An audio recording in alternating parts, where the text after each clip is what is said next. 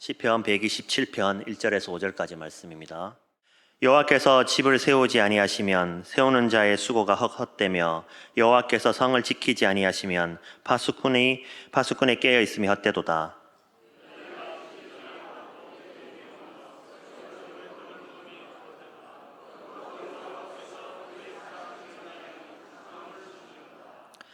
보라, 자식들은 여호와의 기업이요 태의 열매는 그의 상급이로다.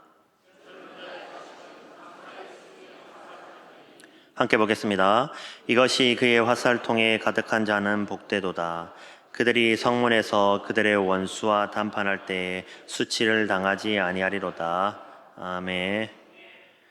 네, 방금 찬양으로 우리 대학부 지체들이 찬양했는데 사실은 대학부만 있는 게 아니라 보시기에는 전혀 구분이 안 되겠지만 청년회와 중고등부와 그리고 대학 청년부 함께 했습니다. 함께 섬겨주신 우리의 다음 세대를 위해 다 함께 큰 박수로 격려하는 시간 갖도록 하겠습니다. 네, 먼저 앞뒤 좌우로 인사하며 나아갑시다. 오늘 또 주 안에서 행복한 하루 되시길 바랍니다. 네, 성도님 얼굴만 봐도 그리고 자녀들의 얼굴만 봐도 부모님의 얼굴만 봐도 기분이 참 좋습니다.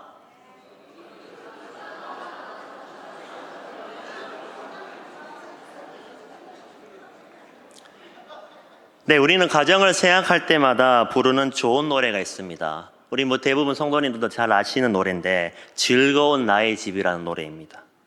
이 노래는 영국의 작곡자 비숍이 1823년에 작곡한 노래인데 지금까지도 전 세계 내에 아주 참 많은 사랑을 받는 노래입니다.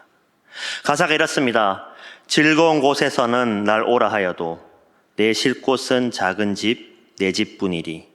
내 나라 내 기쁨 길이 쉴 곳도 꽃피고 세우는 내 집뿐이리. 오 사랑 나의 집 즐거운 나의 벗 내 집뿐이리.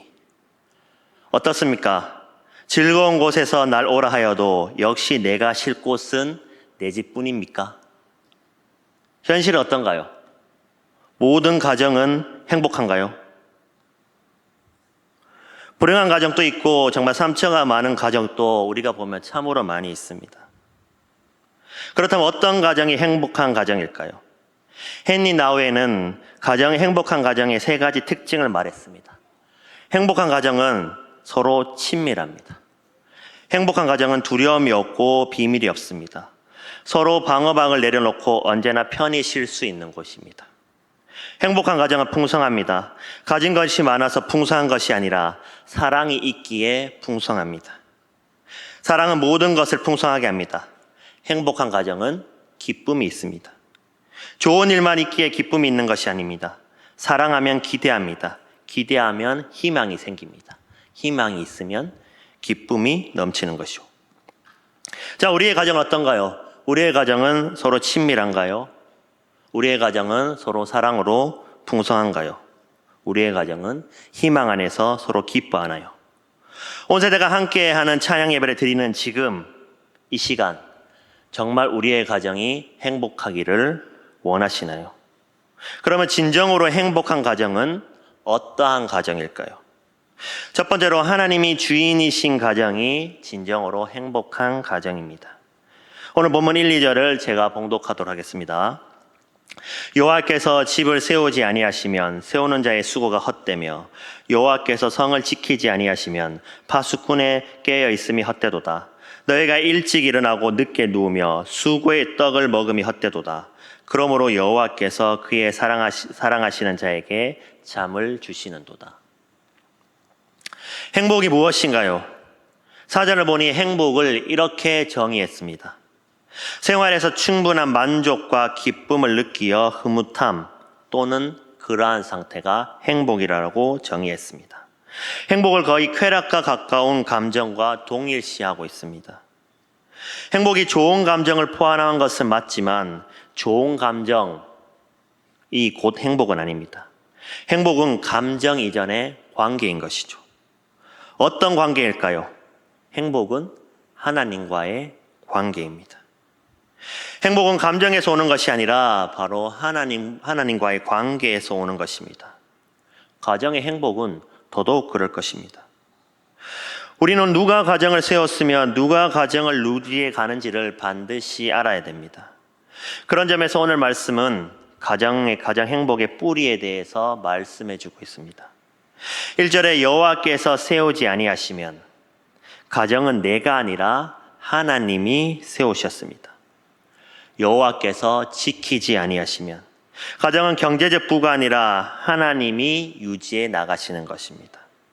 가정의 시작도 가정의 유지도 다른 것이 아니라 바로 하나님께 달려 있다는 것입니다. 하나님이 가정의 처음이자 마지막입니다. 하나님이 가정을 세우신 것을 믿으십니까? 그러면 가정을 이루는 기본 요소는 무엇일까요? 부부입니다. 부모와 자녀는 부부가 있기에 가능한 것입니다. 그래서 부모와 자녀의 관계가 가정의 시작이 아니라 부부가 가정의 시작인 것이죠. 그런데 그 부부를 누가 만나게 했습니까? 창세기 2장 18절 말씀을 제가 봉독하겠습니다. 여호와 하나님이 이르시되 사람이 혼자 사는 것이 좋지 아니하니 내가 그를 위하여 돕는 배필을 지으리라 하시니라. 부부를 만나게 한 것은 바로 하나님이십니다. 하나님이 부부를 만나게 하신 것입니다. 여기에 배필이라는 말이 참으로 중요합니다. NIV 영어 성경을 보면 이 구절을 내가 그에게 적합한 조력자를 만들겠다라고 기록되어져 있습니다. 아무나 만나게 한 것이 아니라는 것입니다. 그에게 꼭 맞는 사람을 만나게 하신 것입니다. 누가 세상에 있는 그 많은 사람 중에 나에게 꼭 맞는 사람을 만나게 해줍니까? 저는 결혼하기 전에 참으로 많이 선을 보고 다녔습니다. 소개팅이 아니라 선입니다. 부모님을 통해서 정말 전라도를 제외하고 서울도 갔었고 충청도 대전도 갔는 것 같고요. 그리고 부산에도 왔었고 그리고 양산, 대구 아주 전국구로 다녔습니다. 근데 참으로 쉬운 일이 아닌 겁니다. 비슷하다고 생각해서 소개를 받았는데 뭔가 통하지 않으면 더 이상 관계가 진전되지 않습니다. 열이면 아홉은 더 이상 진행이 되지 않습니다. 그래서 중매는 아무나 하는 것이 아닙니다. 중세시대의 유대인의 기부인이 수하에 많은 하인과 하녀를 거느렸다라고 합니다. 나이가 들어 결혼을 시켜야 하는데 고민하다가 좋은 생각을 떠올렸습니다.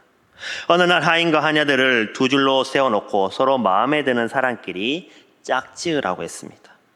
그런데 며칠은 잘 지냈습니다. 그 며칠이 지나자 여기저기서 불평이 쏟아집니다.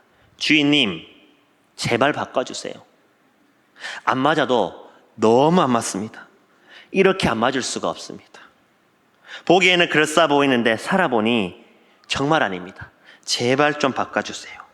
여기저기서 아우성을 칩니다. 그때 주인이 탄식하며 말했습니다. 중매는 아무나 하는 것이 아니구나. 오직 하나님만 중매를 하실 수 있구나라고 그리고 나서 그 중매를 중단했다고 합니다. 그렇습니다. 하나님이 중매를 하십니다. 하나님이 우리를 만나게 하십니다. 그래서 우리의 만남은 우연이 아닌 것이죠. 어떤 유대인이 랍비에게 묻습니다. 선생님, 하나님이 6일 동안 세상을 창조하신다고 들었습니다. 그렇다면 그 다음에 하나님은 무엇을 하고 지내고 계십니까? 그러자 랍비가 대답합니다. 하나님은 중매하고 계십니다. 우리가 만난 것은 하나님이 만나게 하셨기 때문에 만난 것입니다. 그리고 창세기 2장 22절을 보면 이렇게 기록되어 있습니다. 여호와 하나님이 아담에게 취하신 그 갈빗대로 여자를 만드시고 그를 아담에게로 이끌어 오시니. 이끌어 왔다라는 말이 나옵니다. 누가 누구를 이끌어 왔습니까? 하나님이 하와를 아담에게로 이끌어 왔습니다. 하나님이 먼저 아담을 창조하고 그를 잠들게 한 다음 갈빗뼈로 하와를 만드셨습니다. 그리고 아담을 깨운 후 하와를 그에게 이끌어 왔다라는 것입니다. 부부간에 싸우고 미워하고 같이 안 살려면 반드시 하나님께 묻고 그렇게 해야 하는 것입니다. 원래 만나게 한 분이 하나님이시기에 하나님이 허락하셔야지만 갈라설 수 있다라는 것입니다. 그래서 별거가 무엇입니까? 별거 별거 아닌 일로 헤어져 사는 것. 혹시 잘 안 맞아도 오래 참고 기다리면 반드시 좋은 일이 있을 줄 믿습니다. 내가 안 참고 감정대로 하니까 안 맞지 하나님께서 잘못 연결해서 안 맞는 것이 아닙니다. 그래서 유대인이 가진 결혼에 관한 생각 중에 중요한 것이 있습니다. 그것은 사랑하기에 결혼하는 것이 아니라 결혼했기에 사랑한다라는 것입니다. 결혼에 사랑이 필요 없다라는 말이 아닙니다. 결혼에서 가장 중요한 것은 내 사랑의 감정보다 하나님의 뜻과 계획이 더 중요하다는 것이죠. 우리는 우리가 사랑해서 결혼했다고 믿기 전에 하나님의 뜻과 계획이 있어서 결혼했다는 것을 먼저 믿어야 됩니다. 만일 하나님의 뜻과 계획보다 내 사랑의 감정을 더 중요시 여기면 내 감정이 식는 순간 그 결혼은 무의미하게 되는 것입니다. 우리가 살면서 발견하는 것은 내 감정은 고무줄처럼 늘어났다 줄어났다 한다는 것입니다. 내 감정은 왔다 갔다 합니다. 하루 사이에도 좋았다가 싫었다가 내 감정이 수시로 변하는 것을 느낍니다. 그러니 내 감정은 기준이 아닙니다. 변하지 않는 하나님의 사랑과 계획이 기준이 되어야 하는 것이죠. 그것을 기준으로 삼으면 가끔 부부 사이에 감정이 안 맞아도 끝까지 살아갈 수 있다는 것입니다. 독일의 보네퍼 목사님이 이렇게 말했습니다. 사랑은 사람에게 오는 것이나 결혼은 위로부터 온다. 사랑이 결혼을 지탱하는 것이 아니라 결혼이 사랑을 지탱한다. 우리가 결혼할 때 서약을 합니다. 누구에게 서약을 합니까? 신랑, 신부, 주례자, 부모님이 아닙니다. 하나님 앞에서 서약을 하는 것입니다. 하나님이 우리를 만드셨고 하나님이 우리를 자라게 하셨고 하나님이 만나게 하셨고 하나님이 우리를 살아가게 하십니다. 하나님이 자녀를 주시고 하나님이 자녀의 앞길을 인도하시고 하나님이 그들의 삶을 책임지십니다. 모든 것이 하나님이 하시고 하나님이 주관하십니다. 그래서 본문 1절을 다시 보면 여호와께서 집을 세우지 아니하시면 세우는 자의 수고가 헛되며 여호와께서 성을 지키지 아니하시면 파수꾼의 깨어 있음이 헛되도다. 그래서 하나님이 세우시고 지키시면 어떻게 됩니까? 너희가 일찍 일어나고 늦게 누우며 수구의 떡을 먹음이 헛되도다. 그러므로 여호와께서 그의 사랑하시는 자에게 잠을 주시는도다. 일찍 일어나고 늦게 눕도록 건강도 주시고 물질도 주시고 사랑하시는 자에게 잠을 주십니다. 즉 평안을 주십니다. 하나님이 우리의 가정이 주인이실 때 행복한 가정이 되는 줄 믿습니다. 계속해서 진정으로 행복한 가정은 어떤 가정일까요?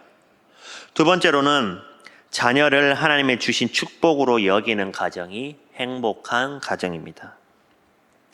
하나님이 주인이신 가정에 우리 행복을 위해 하나님이 주신 축복이 있습니다. 바로 우리의 자녀들입니다. 하나님이 우리에게 주신 자녀는 어떤 존재입니까? 본문 3절 말씀을 제가 봉독하겠습니다. 보라, 자식들은 여호와의 기업이요 태의 열매는 그의 상급이로다. 자녀에 대해 이렇게 분명하게 기록한 말씀은 없습니다. 자녀는 하나님의 기업이며 상급입니다. 자녀가 하나님의 축복인데 왜 축복인지 아는 것이 중요합니다. 두 가지입니다. 기업이며 상급입니다. 옛말에 무작시기 상팔자라는 말이 있습니다.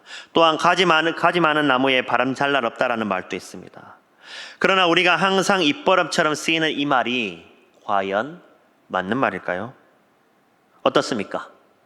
성경에서도 무작시기 상팔자라고 말합니까?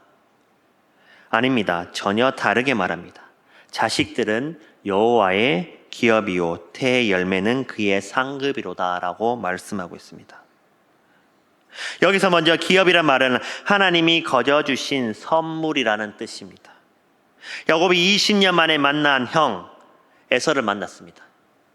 야곱은 20년간 13명의 자녀를 낳았습니다. 이들을 처음 본 에서가 이들이 누구냐라고 묻습니다. 그때 야곱이 대답합니다.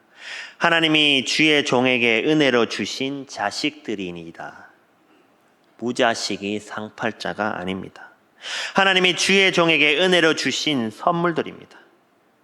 자식이 하나님의 기업이란 말은 이 말입니다. 자식은 하나님이 부모에게 주신 바로 최고의 선물입니다. 부모는 자녀를 낳기는 했지만 자녀를 창조한 것은 아닙니다. 주신 것을 그냥 받았습니다. 그런 자녀를 달라라고 말한 적도 없습니다. 하나님이 알아서 주셨습니다. 아들이든 딸이든 잘생겼든 못생겼든 우리가 할 수 있는 일은 아무것도 없습니다. 거저 주셨습니다. 하나님이 주셨고 우리는 그냥 받은 것뿐입니다. 거저 주신 선물은 부모도 받았지만 자녀도 받았습니다. 자녀 입장에서도 내가 태어날 때 이런 부모 주세요라고 기도한 적이 없습니다. 세상에 태어날 때 부모와 상의해서 태어난 사람은 단 한 사람도 없습니다. 그저 하나님이 주셨습니다. 특히 부모를 통해 받은 사랑, 돈 주고서 받은 것이 아닙니다. 거저 받았습니다. 부모를 통해 태어나 자라면서 우리가 부모에게 양육비를 준 적이 없습니다. 가끔 감사한 적은 있지만 대부분 그것은 우리는 당연하다고 생각했습니다. 아무것도 없던 생명이 부모 때문에 태어나 여기까지 살았다면 그것이 과연 당연한 일일까요? 그 많은 사랑, 희생, 아무 대가 없이 주신 사랑이 정말 당연한 걸까요? 자녀 여러분, 여러분이 선물로 공짜로 부모의 은혜를 받았다면 여러분은 이제 어떠한 삶을 살아야겠습니까? 딱 한 가지만 하면 됩니다. 상 받는 사람이 되어야 됩니다. 누가 상을 받습니까? 잘한 사람만 상을 받습니다. 우수한 사람만 상을 받습니다. 부모에게서 받은 은혜를 갖기 위해서는 부모의 자랑거리가 되어야 됩니다. 하나님께 받은 은혜를 갖기 위해서는 하나님의 상급이 되어야 됩니다. 그러나 아무나 상급을 받는 것은 아닙니다. 자, 얼마 전 우리가 파리 올림픽이 끝났습니다. 올림픽에서 메달 받는 사람은 딱 3명뿐입니다. 그러면 상급 받기 위해서는 우리는 어떻게 해야 될까요?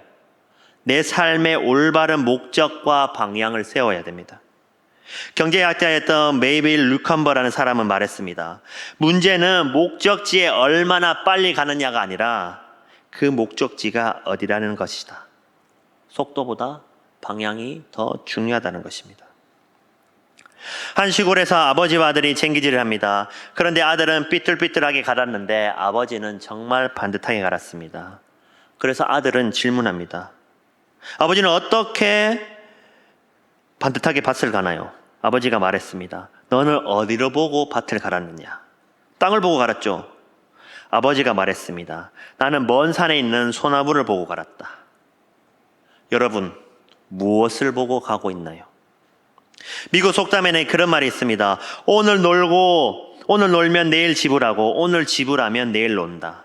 성공한 사람은 오늘 고통을 택하고 내일 기쁨을 택합니다. 성공한 사람은 대부분 자기 절제에 뛰어난 사람들입니다.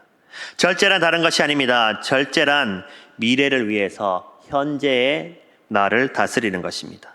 내일의 더 큰 기쁨을 위해서 오늘의 작은 기쁨에 목숨을 걸지 않는 것입니다.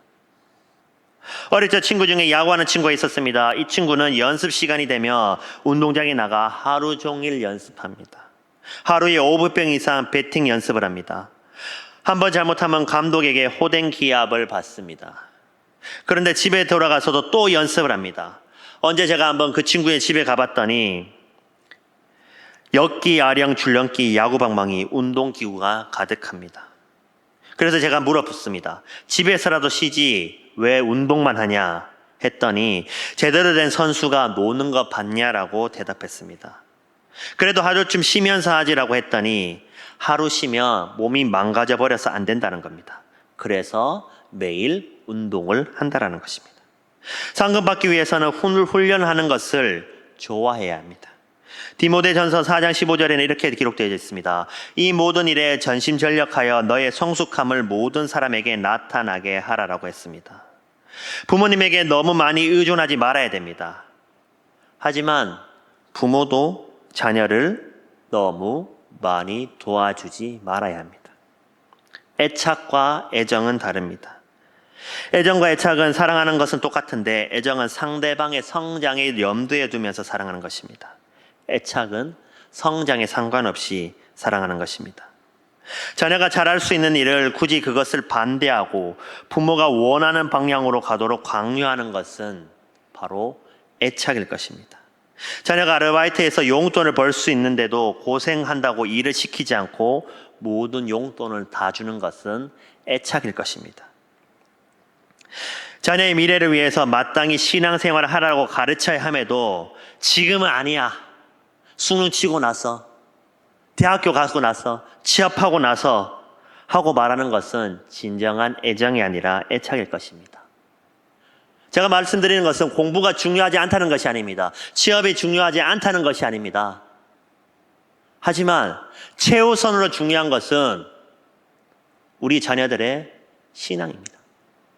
신앙보다 더 중요한 것은 없습니다.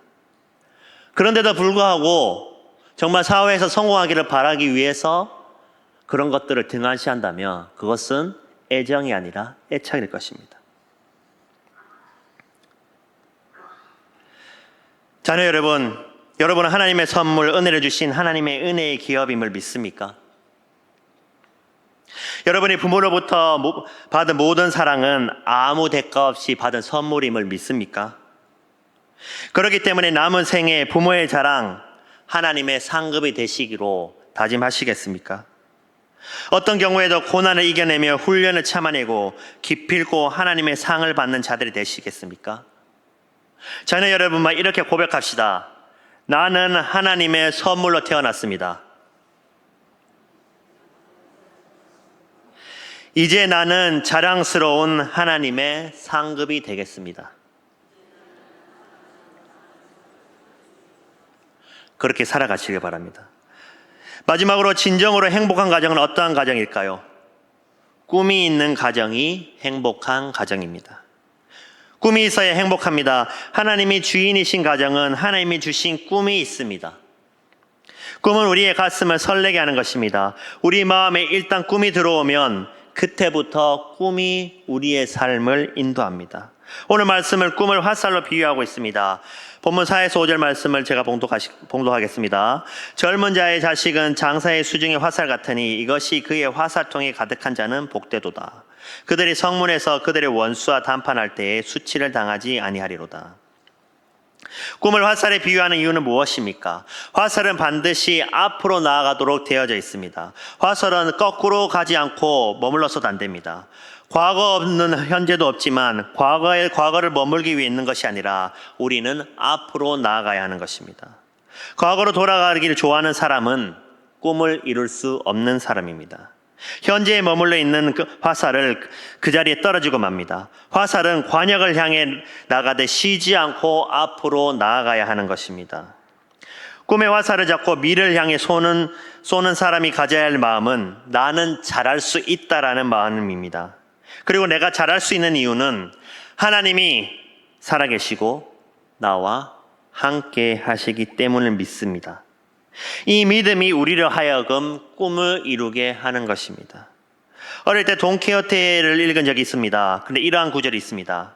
이룰 수 없는 꿈을 꾸고 이길 수 없는 적과 싸우며 이루어질 수 없는 사랑을 하고 견딜 수 없는 고통을 견디며 잡을 수 없는 별을 따자. 꿈은 가슴을 설레게 하고 우리를 미래로 나아가게 하는 힘의 원천입니다. 꿈꾸는 사람은 길이 없다라고 푸념하지 않습니다. 길이 없으면 자기가 길을 만들면 됩니다. 중국의 루신이라는 사람이 말했습니다. 한 사람이 먼저 가고 걸어가는 사람이 많아지면 그것이 곧 길이 된다. 내가 가는 길이 후세의 길이 될 것이다. 이렇게 믿고 황무지를 뚜벅뚜벅 걸어가면 그 길은 나중에 엄청난 길이 됩니다. 꿈을 가진 사람은 반드시 꿈을 이루는 것입니다. 집안이 가난해 중학교를 가지 못한 소년이 있었습니다. 소년은 머슴인 아버지를 따라 나무를 하고 풀을 베는 일로 가난하면서도 정말 공부를 하고 싶었습니다. 그러다가 교회에 가서 기도하다가 하나님께 편지 한 장을 썼습니다. 하나님, 저는 공부하고 싶습니다. 제게 공부할 길을 열어주십시오. 그리고 편지 봉투에 하나님 전상사라고 쓰고 우체통에 넣었습니다. 소년의 편지를 발견한 집배원은 어디다 편지를 배달해야 될지 고심하다 하나님과 가장 가까운 사람이 교회 목사님이 아닌가라고 생각해서 그 편지를 교회에다가 갖다 주었습니다. 목사님이 이 편지를 보고 소년을 과수원에 일하게 하면서 중학교를 보냈고 신학대학교를 보냈습니다. 때가 되어 스위스 바젤 대학에 가서 박사가 되었습니다. 훗날 이분은 한신대 총장이 되신 오영석 박사님이십니다.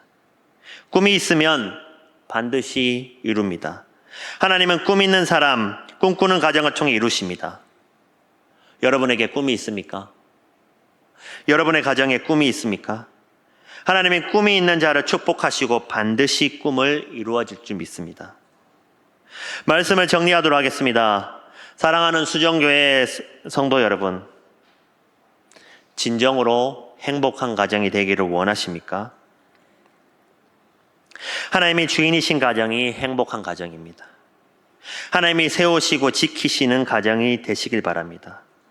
자녀를 하나님이 주신 축복으로 여기는 가정이 행복한 가정입니다. 자녀들이 하나님의 기업이 되고 상급이 되고 부모의 자랑거리가 되시길 바랍니다. 꿈이 있는 가정이 행복한 가정입니다. 꿈의 화살을 주셔서 미래를 향해 믿음으로 나아가는 자녀 그리고 가정 되시길 바랍니다. 그리고 진정한 행복한 가정 가운데 살아가는 저와 수정교회 모든 성도 여러분 되시기를 바랍니다.